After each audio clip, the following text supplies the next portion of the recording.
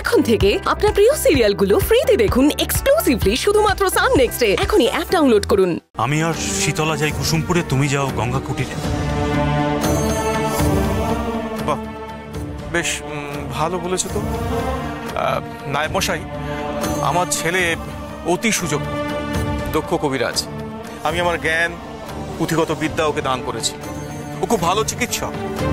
আপনি আমার ছেলেকে সঙ্গে নিয়ে যান, পারলে ওই পারবে আপনার রোগীকে সারাতে। প্রয়োজন হলে আমি পরে যাব। বেশ, আপনি যখন এত জোর দিয়ে বলছেন তখন আপনার কথার ওপর ভরসা করে আমি আপনার সুযোগ্য পুত্রকে নিয়ে যাচ্ছি। না, আমি একা নই, আমার সঙ্গে যাবে আমার সঙ্গিনী চিকিৎসক। মানে শীতলাও যাবে আমার সঙ্গে। দেখুন কবিরাজ মশাই, আমি আপনার কথাকে সম্মান করে আপনার ছেলের উপর ভরসা করে ওকে সঙ্গে নিয়ে যেতে রাজি হয়েছি, কিন্তু সত্যি করে বলুন তো, এই মেয়েটিরও কি যাওয়ার খুব দরকার আছে? সেটা আপনার রোগীর কাছে শীতলা পৌঁছালেই বুঝতে পারবেন ওর কি দরকার আছে। আমি বলবো শীতলার মতো চিকিৎসক অবশ্যই যাবে। নায়েব মশাই, চিকিৎসা নারী পুরুষ দেখে হয় না, এই নারী দেখে হয়।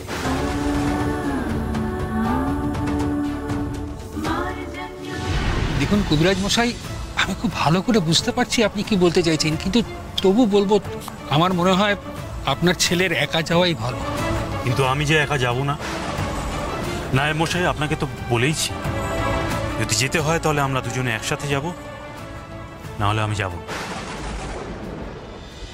অগত্যা, আপনি যখন কিছুতেই ওনাকে ছাড়া যাবেন না, চলুন তাহলে। ঘন্টা, শীতলা, যাও, তোমাদের ঔষধিপত্র গুছিয়ে নিয়ে তাড়াতাড়ি বেরিয়ে পড়ো। যাও। শোনো, তুমি আমার ঔষধি ঝোলাটা নিয়ে আসো দেখি। আচ্ছা। এসো। নায়েব মশাই, দেরি করবেন না, বেরিয়ে পড়ো। অনেক ধন্যবাদ কবিরাজ মশাই, আসুন। সাবধানে যাও।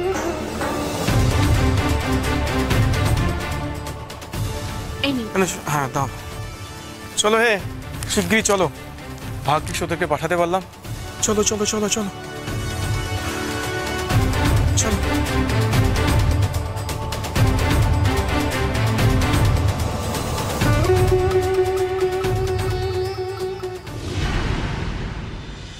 আসুন আপনারা, এই পথে আসুন। এই তো নায়েব মশাই, আপনি এসে গেছেন। বৈদ্য মশাই কই? ওদিকে মানিকের তো যায় যায় অবস্থা। এই যে ইনি হচ্ছেন ঘণ্টাকর্ণ, কবিরাজ মশাইয়ের ছেলে। ইনিও খুব বড় কবিরাজ। আর ইনি হচ্ছেন শীতলা, কবিরাজ মশাইয়ের প্রিয় ছাত্রী। আসুন আসুন আপনারা, আসুন আসুন আমার সঙ্গে, আসুন আসুন আসুন আসুন। মেয়ে মানুষ করবে চিকিৎসা, তাও আবার কুসুমপুরের জমিদারের ছেলে। খবরটা কর্তামশাইকে দিতে হচ্ছে তো।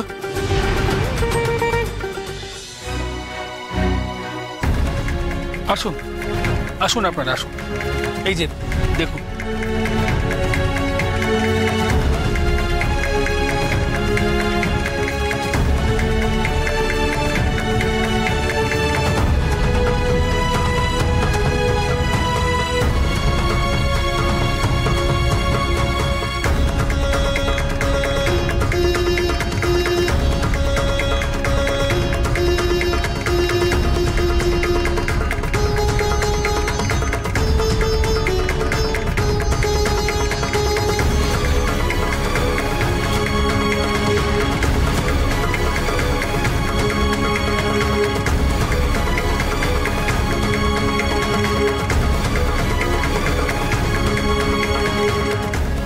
বুঝতে পেরেছি রোগীর কি হয়েছে।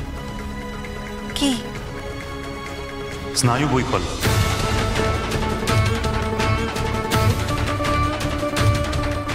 সহজ কথায় স্নায়ুর রোগ। সুষুম্নাকাণ্ডে যে স্নায়ু গ্রন্থিগুলো আছে মস্তিষ্কে, সেইগুলো সহজভাবে সংবেদন নিয়ে যেতে পারছে না। না ঘণ্টাকর্ণ, আমার কিন্তু তা মনে হচ্ছে না। তাহলে তোমার কি মনে হচ্ছে? আমার মনে হয় এটা দেহে বিষক্রিয়ার ফল। বিষ? বিষ কেন হবে? কই বিষের তো কোনো লক্ষণ দেখতে পাচ্ছি না, আর ত্বকে কোনো নীলচে আভাও নেই। না না শীতলা, আমার মনে হয় তোমার অনুমানে কোথাও ভুল হচ্ছে। না, আমার অনুমানে ভুল হচ্ছে না। তুমি নখাগ্রহ দেখো, এই দেখো, পুরো নীলচে আভা, গোলাপি আভার কোনো চিহ্নই নেই। তাই তো, কিন্তু কিভাবে বিষ ছড়াবে আর কি ধরনের বিষ সেটাও তো বুঝতে হবে। আমার কি মনে হয় জানো তো, কোনো অজানা কীটের দংশনে হয়তো ওর শরীরে বিষ ছড়িয়েছে। সেটাই সম্ভব। আমার চোখে পড়েনি নখের রঙের পরিবর্তন। কিন্তু শীতলা, হ্যাঁ, তুমি একদম ঠিক ভাবছো। বিষে বিষে বিষক্ষয়। এছাড়া এই বাচ্চাটিকে বাঁচানোর আর কোনো ঔষধই নেই। ঔষধি? কি ঔষধি? যে ঔষধি বলবে, যেখান থেকে বলবে, তা সে যতই মহার্ঘ হোক না কেন, আমি আনিয়ে দেওয়ার ব্যবস্থা করব। শুধু আমার ছেলেকে তোমরা বাঁচিয়ে দাও। জমিদার মশাই, আপনার ছেলেকে বাঁচাতে গেলে ওর ওপর বিষ প্রয়োগ করতে হবে, আর সঙ্গে বিষহারক ঔষধি। থামো তুমি! এই নাকি তোমরা মস্ত কবিরাজ? একে আমার ছেলেটার এই অবস্থা, তার উপর তোমরা ওর ওপর বিষ প্রয়োগ করতে চাও। এই জন্যই বলে মেয়ে মানুষের কবিরাজি আর বেড়াল দিয়ে হাল চাষের মধ্যে কোনো পার্থক্য নেই। মহাবৈদ্য প্রতারণা করেছে আমার সঙ্গে। নায় মশাই, এমন ঘটনা কি করে ঘটলো? কোত্থেকে ধরে এনেছে এদের? এই মেয়েটা এখানে কি করছে? আগে জমিদার মশাই, ইনি হচ্ছেন ঘণ্টাকর্ণ, মহাবৈদ্যের পুত্র, আর এই মেয়েটি শীতলা, মহাবৈদ্যের খুব প্রিয় ছাত্রী। উনি আসতে পারলেন না, তাই এনাদেরকে পাঠিয়েছেন। বেশ, ঘণ্টাকর্ণ আমার ছেলের চিকিৎসা করতে পারবে, কিন্তু ওই মেয়েটিকে এই মুহূর্তে আমার বাড়ি থেকে চলে যেতে বলো।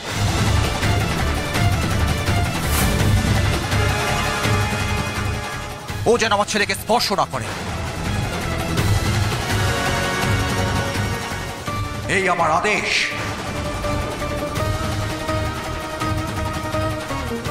জমিদার মশাই, জমিদার মশাই, এই আপনি কি বলছেন? আপনি শীতলাকে এভাবে অপমান করতে পারেন না।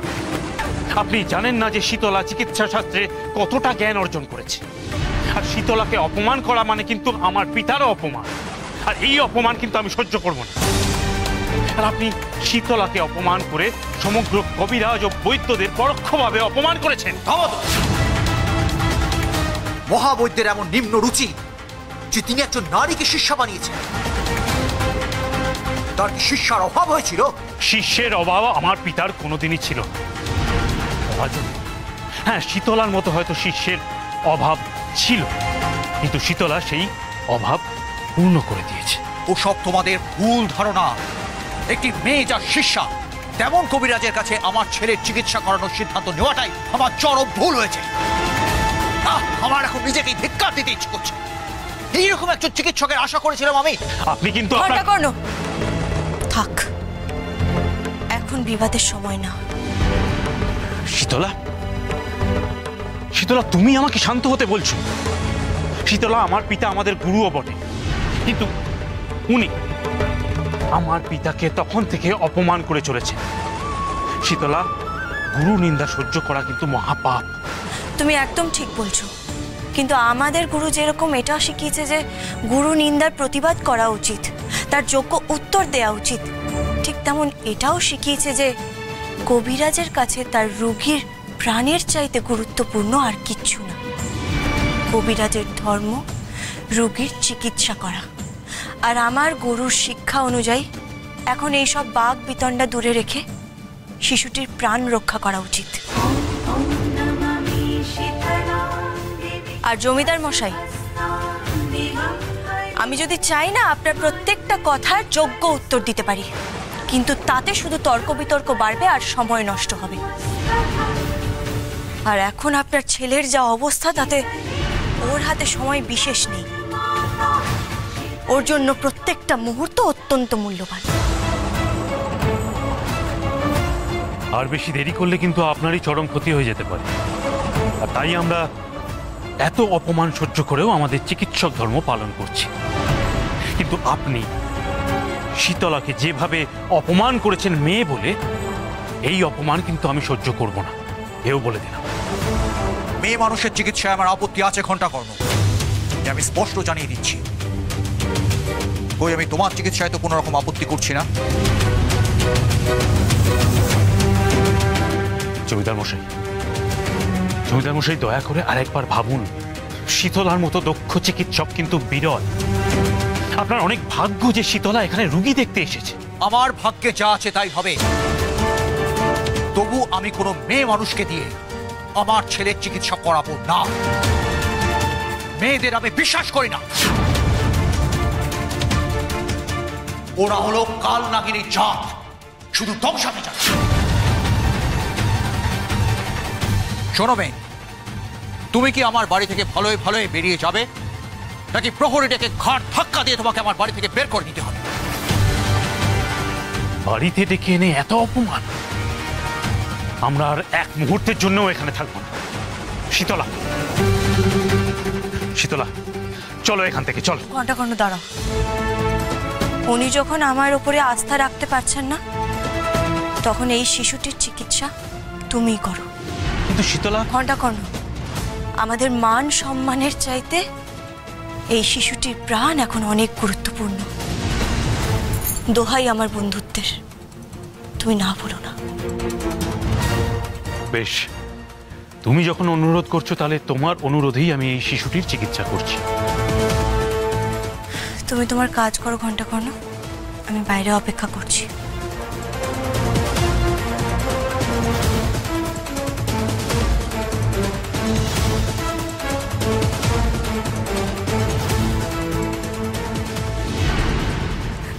কি বলছেন কি আপনি? শীতলা আমাকে কিছু না বলে এত দূরে চলে গেল? না না, এও একদম ঠিক কাজ করেনি, একদম না। আপনি অত উতলা হবেন না মহারানী।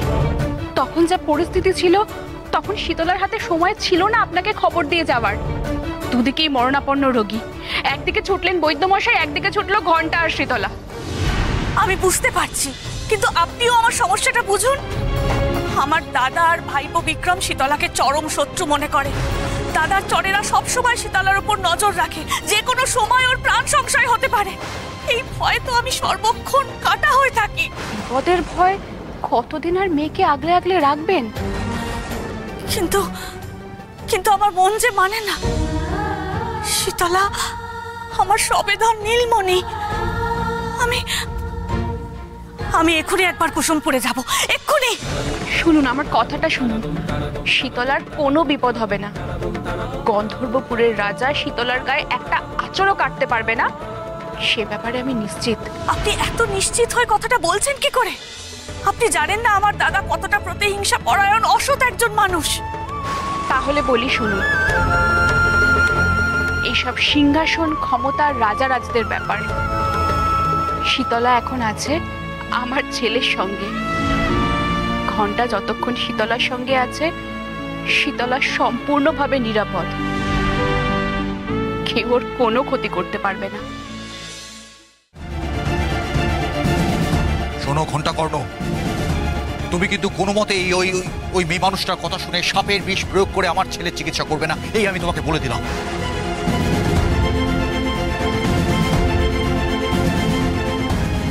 একই আমার ছেলেটার শরীরের এই অবস্থা, তারপর বিষ প্রয়োগ করলে যদি হিতে বিপরীত হয় তখন? বাহ, চমৎকার। এবার আপনি আমাকে চিকিৎসা পদ্ধতি নিয়ে নির্দেশ দেবেন। দয়া করে আমাকে এই ব্যাপারে মতামত দিতে আসবেন, কারণ এই কাজটায় আমি আপনার চেয়ে অনেক বেশি দক্ষ। ঘণ্টাকর্ণ, আমি তোমার ওপর আস্থা হারাচ্ছি না, কিন্তু আমি কিছুতেই ওই মেয়ে মানুষের কথা মতন আমার সন্তানের উপর বিষ প্রয়োগ করতে দেব না। আমি চাই না কোনো মেয়ে মানুষের ছায়া তো দূরস্থান, এমনকি তার কোনো রকম উপদেশের কুপ্রভাবও আমার সন্তানের উপর পড়ে। তোমার যদি অন্য কোনো রকম পদ্ধতি জানা থাকে তাহলে তুমি সেই পদ্ধতি অবলম্বন করে আমার ছেলের চিকিৎসা করো না, আমি তো আপত্তি করছি না। বেশ, তাই হবে।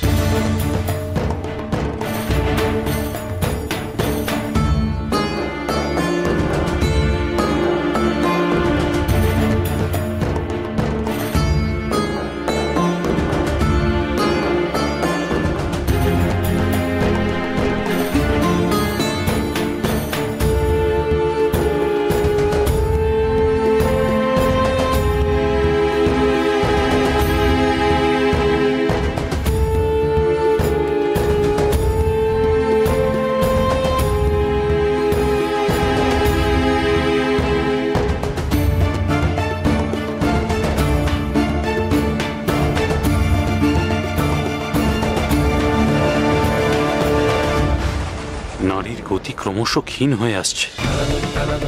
না না, এভাবে হবে না। কিন্তু কি করব? এই সময় শীতলা পাশে থাকলে খুব ভালো হতো।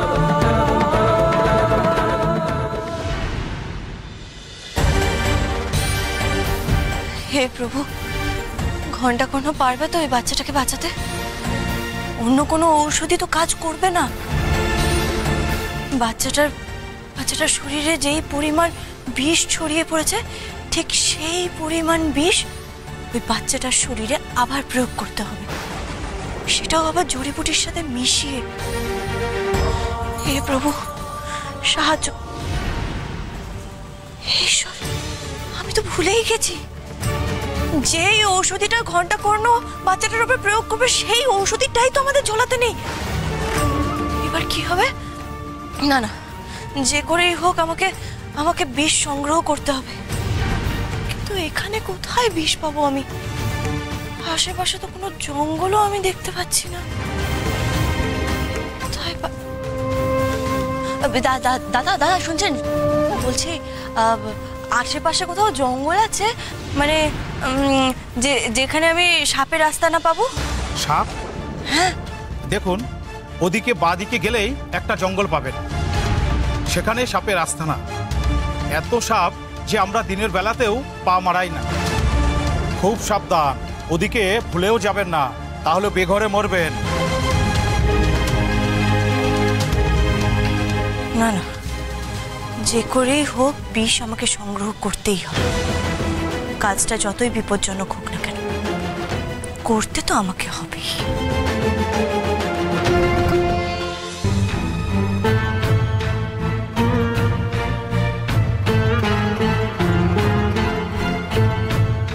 কি হলো কবরেজ মশাই? ছোট কর্তার শরীর কি আরো খারাপ করেছে? যেভাবে নারীর গতি ক্ষীণ থেকে ক্ষীণতর হচ্ছে, তাতে আর বেশিক্ষণ একে বাঁচানো যাবে না। এক্ষুনি একে বিষের প্রতিষেধক দিতে হবে, আর শীতলার সাহায্য ছাড়া সেটা কখনোই সম্ভব নয়। শীতলাকে যে করেই হোক ভেতরে আনতেই হবে। জমিদার মশাই না চাইলেও আনতে হবে রুগীর স্বার্থে, কিন্তু কিভাবে আনবো? কি হলো কবরেজ মশাই, আপনি কিছু বলছেন না কেন?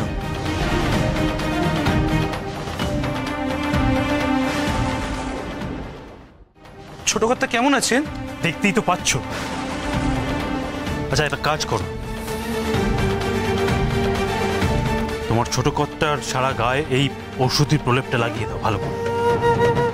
আর আপনি? আমাকে একটু বেরোতে হবে, আমার কিছু গুল্ম লতা ঔষধির প্রয়োজন আছে। আচ্ছা, একটা কথা বলো তো, এখানে কাছে পিঠে কোথায় জঙ্গল আছে? জঙ্গল? জঙ্গল তো আপনি সদর দরজা দিয়ে বাইরে গেলেই বাঁদিকে দেখবেন জঙ্গল পড়বে, খুব বেশি দূরে নয়। বাইরে গিয়ে যে করে পারি শীতলাকে ভেতরে আনতে হবে। আচ্ছা ঠিক আছে, আমি আসছি, লাগিয়ে দাও।